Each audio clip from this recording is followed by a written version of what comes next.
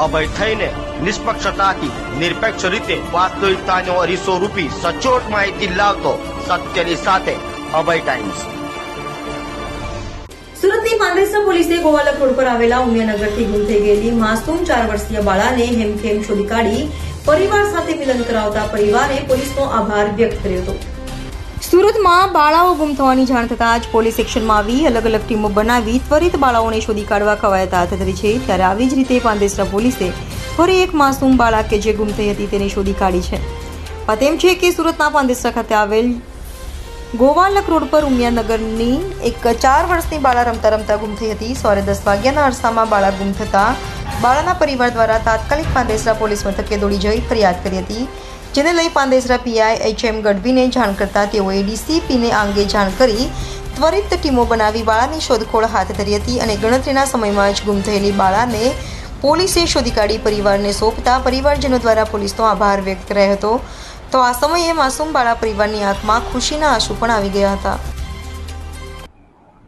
આજરોજ સવારે 10:30 વાગ્યાના આસપાસ 4 વર્ષની બાળકી ઉમિયાનગર ગોવાલક રોડ પર આવેલું છે, ત્યાં એના ફાધર સાથે રમતા રમતા ગુમ થયેલી।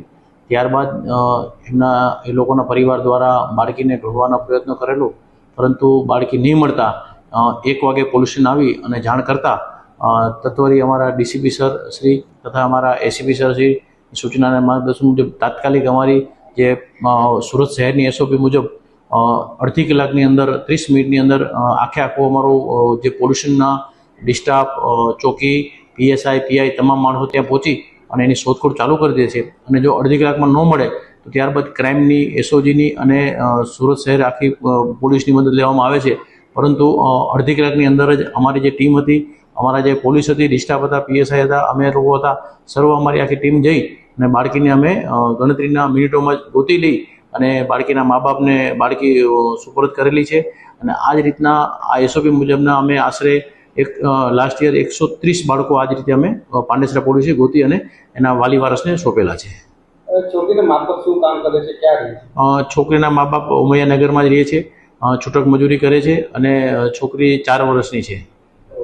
બીજા વાલીઓને શું સંદેશો આપવાનો? વાલી વારસને એ સંદેશો છે કે તમે તમારા બાળકોનું ધ્યાન રાખો અને જો તમે કામે જાઓ છો, મજૂરી કામે જાઓ છો, બંને મા બાપ જો કામ કરતા હોય તો સુરત શહેરમાં અને પાંદેસરામાં અમારે ડે કેરનું એક સંસ્થા કરવામાં આવે છે, જેમાં બાળકને સવારે 10 થી સાંજના 6 લગી રાખવામાં આવે છે, ફ્રી ઓફ ચાર્જ રાખવામાં આવે છે। તો તમે તમારા બાળકને અત્રે આવી અને મૂકી શકો છો અને બાળકને સેફ અને ત્યાં રાખી શકાય છે અને એ લોકો રમવાનું જમવાનું બધું જ આપે છે। તો ડે કેરમાં તમારા બાળકને સોંપી અને તમે જાઓ એવી અમારી ખાસ તમને લોકોને ભલામણ છે, જે માતા પિતાઓને।